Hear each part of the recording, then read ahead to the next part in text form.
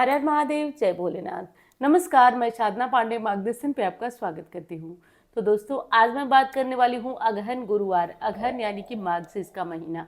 मार्गशीर्ष मास में जितने गुरुवार पड़ते हैं उन सभी गुरुवार को लक्ष्मी जी का व्रत किया जाता है। दोस्तों, ये जो है पद्म पुराण का स्थायी लक्ष्मी प्राप्ति का रहस्य है। और जो लोग लक्ष्मी से परेशान हैं, जिनके घरों में लक्ष्मी नहीं है, वो क्या करें कि अगहन मास में पड़ने वाले जितने गुरुवार हैं उस गुरुवार को व्रत करने का संकल्प करें। घबराए नहीं। विधि मैं बताती हूँ, एक एक चीज़ जैसे जैसे करना है वैसे वैसे बताती हूँ। आप उस तरीके से इस व्रत को उठा सकते हैं। कहीं कोई भी कर सकता है इस व्रत को, स्त्री हो तो, पुरुष हो तो, बच्चे हो तो। जिनके घरों में बरकत नहीं है और बहुत दिक्कत चल रही है, कोई बड़ी बात नहीं है 4 गुरुवार का व्रत करना। कुछ चीज़ें चाहिए जिनकी व्यवस्था आप कर लीजिए। नए चावल इस व्रत में लगते हैं, नए चावल आप व्यवस्था कर लीजिए। और दूसरा क्या करना है वो बताती हूँ आपको।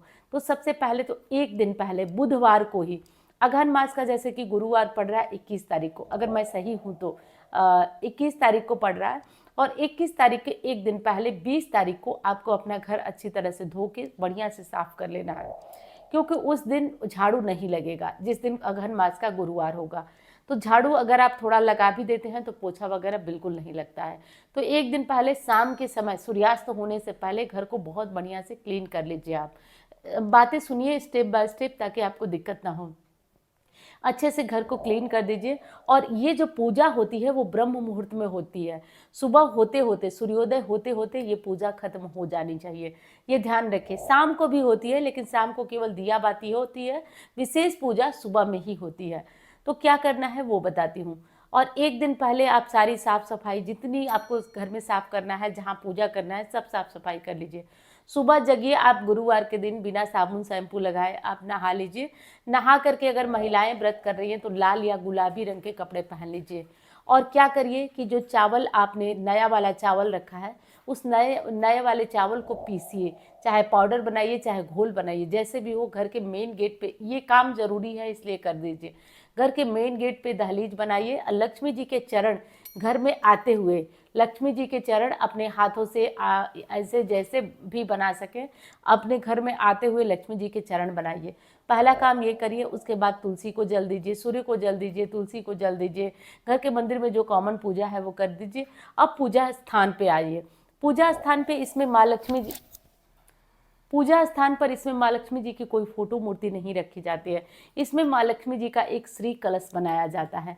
कैसे बनाया जाता है? तो एक थोड़ा सा बड़ा कलश रखेंगे आप।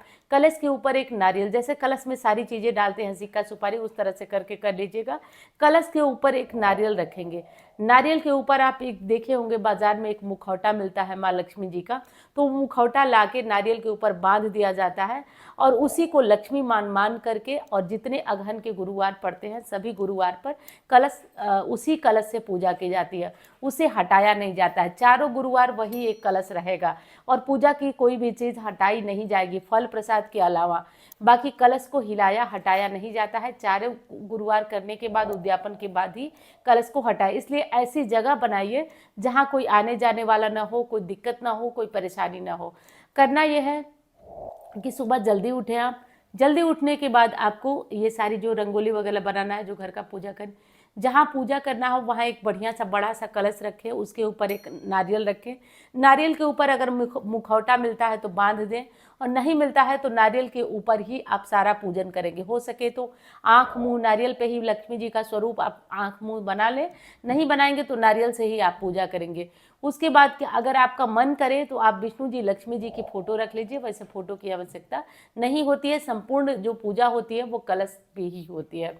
उसके बाद जो लक्ष्मी जी की सामान्य पूजा होती है, श्री गणेश जी और गौरी जी को रख लीजिए।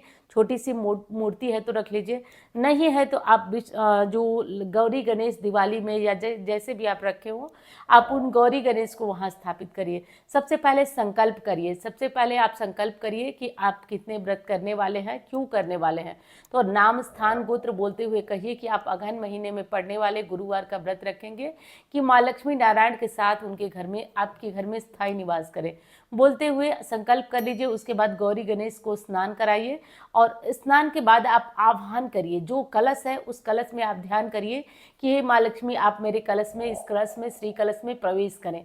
ऐसा सोचिए, ऐसा ध्यान करिए। माँ लक्ष्मी उस कलश में प्रवेश कर गई हैं। उसके बाद उनका स्नान कराइए। स्नान कराने के बाद श्रीयंत्र है तो वो भी वहाँ रखिए, श्रीयंत्र को भी स्नान कराइए। उसके बाद विष्णु जी, लक्ष्मी जी की जो फोटो है तो थोड़ा थोड़ा पास में पानी गिरा दीजिए। उसके बाद क्या करना है कि अब आप अच्छे से कुमकुम, हल्दी, सिंदूर सब श्रीयंत्र पे, माँ लक्ष्मी जी को जो नारियल रखे हैं उस पे सब अर्पित करिए। सिंदूर, अगर सुहागिन महिला पूजा करें तो सिंदूर चढ़ाइए। और 16 श्रृंगार की सामग्रियां भी चढ़ाई जाती हैं। तो 16 श्रृंगार की सामग्री ना हो तो जब कम से कम 4-5 तरह की श्रृंगार की सामग्री आप कलश पे चढ़ाएं, मतलब स्पर्श कराकर नीचे रख दीजिए। उसके बाद माँ लक्ष्मी को अनार का भोग बहुत प्रिय है, बतासे का भोग बहुत प्रिय है। ये सब चीज़ें जो है वो आप भोग में लगा सकते हैं। भोग में लगा करके माँ लक्ष्मी को आप भोग लगा सकते हैं। उसके बाद आप कनक धारा स्तोत्र का पाठ करें, श्री सूक्तम का पाठ करें, या एक काम तो ज़रूर करिए, कम से कम 11 माला, 5 माला या 1 माला कम से कम मंत्र जब ज़रूर होना चाहिए गुरुवार को। अगले गुरुवार को आप, उसके बाद आप पूरे दिन क्या खाएंगे, तो जब आपकी पूजा से पहले पानी नहीं पिया जाता है, पूजा के बाद जब आपकी पूजा हो जाए तो आप फलाहार का सेवन करिए। शाम को कोई मीठी चीज़ बनाकर, जैसे खीर बना लीजिए, माँ लक्ष्मी जी को भोग लगा दीजिए और लगाने के बाद आप वही खीर का भोग खा सकते हैं। हलवा बना लीजिए तो खा सकते हैं। और उसके बाद आपको क्या करना है कि अगले गुरुवार को आप कोई कलश वगैरह नहीं हटाएंगे, रहने देंगे। और इसी तरह करके 3 या 4 या 5 जितने गुरुवार पड़ते हैं आप कर लेंगे। अंतिम गुरुवार को आप उद्यापन करना होता है। तो सारी पूजा आप उसी तरह करेंगे जैसे मैंने बताया, सुबह में करेंगे। शाम में या सुबह में कभी भी कन्याओं को बुला दीजिए, कम से कम 5 या 7 कन्याओं को बुलाइए, उनको कुछ प्रसाद दीजिए जैसे वैभव लक्ष्मी में, और उस तरह से करके। और गुरुवार के बाद उसके अगले दिन कलश का विसर्जन आप करेंगे। शुक्रवार के दिन आप कलश का विसर्जन करेंगे।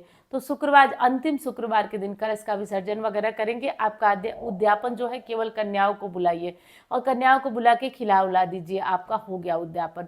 अब आप सोच रहे होंगे कि कन्याएं न मिले तो आप क्या करेंगे, तब भी आप घबराएंगे नहीं। कन्याएं नहीं मिलती है तो आपको घबराना नहीं है। आप सारी सामग्री, जो पूजा की सामग्री है, जो कन्याओं को देने वाले, खिलाने वाले हैं, सब सामग्री आप मंदिर में दान कर दें। और इस तरीके से करके आपको अपना व्रत कर लेना है। उद्यापन के दिन एक काम और किया जाता है, जैसे उद्यापन के दिन आपको छोटा सा हवन करना जरूरी है, होता है। हवन करके और तब जो है कन्याओं का पूजन करिएगा। जो मंत्र आप जपे हैं उसी से 108 बार आहुति घी की या जो हवन सामग्री है उससे दे दीजिएगा। खुद भी दे सकते हैं, पति से दिलवा सकते हैं, या ब्राह्मण से और बढ़िया से करने का मन है तो ब्राह्मण से भी बुला के हवन करा सकते हैं। इस तरीके से करके आपका अगहन गुरुवार का व्रत पूर्ण होता है। और इस व्रत में जो खाने की खीर बनती है वो भी नए चावल से बनती है। रंगोली बनेगी वो भी नए चावल से बनेगी। कलश पे रखेंगे वो भी नया चावल रखेंगे। तो नए चावलों का प्रयोग होता है इस व्रत में। तो इस चीज़ को, और बहुत फलदायी व्रत है दोस्तों। इस व्रत को करने से पूरे साल घर में धन धान्य की कमी नहीं रहती है, धन धान्य बना रहता है। पूरे साल के गुरुवार करने का भी फल मिलता है।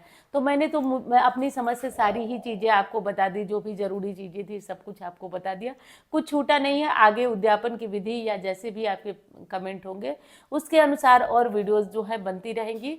तो चलिए अब मैं मिलती हूँ आपसे अन्य वीडियो में। धन्यवाद। हर हर महादेव।